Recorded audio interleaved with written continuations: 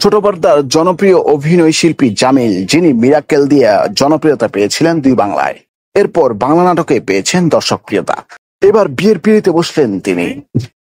দু একদিনের ব্যবধানে পরপর বিয়ে দেখলো শোবিজ অঙ্গন। যেমন অভিনেতা শামীম হাসান সরকার বিয়ে করেন কিছুদিন আগে। একই দিনে আবার সঙ্গীত পরিচালক আরাফাত মোহসিন নিধির সঙ্গে বিয়ের পিঁড়িতে বসেছেন সোশ্যাল মিডিয়া ইনফ্লুয়েন্সার রাবা খান। তাদের সকলের বিয়েতে উচ্ছ্বসিত যেন ভক্তরাও।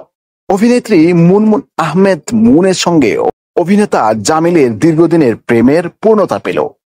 তারা প্রেম করেছেন আরো অনেকদিন আগে থেকেই। একই সঙ্গে তারা নাটকও করেছেন। তারা এবার বর কনে রূপে নিজেদের ছবি সোশ্যাল মিডিয়ায় পোস্ট করে বিষয়টি নিশ্চিত করেছেন। 6 এপ্রিল রোববার রাতে রাজধানীর একটি রেস্তোরাঁয় ছিল তাদের বিয়ের আয়োজন।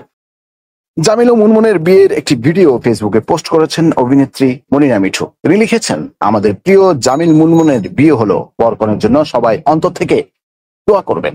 ছোট পর্দার পরিচিত মুখ মুনমুন আহমেদ মুন। অল্প সময়ের মধ্যে টিভি নাটকে অভিনয় করে পরিচয় পেয়েছেন তিনি।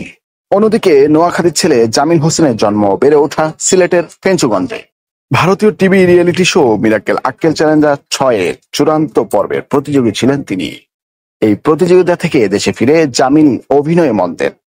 নাটক, টেলিভিশনের কাজ নিয়ে ব্যস্ত সময় পার করেন তিনি। পাশাপাশি আয়নাবাজি, ভালোবাসা আজকাল সহ বেশ কিছু চলচ্চিত্রে কাজ করেছেন তিনি।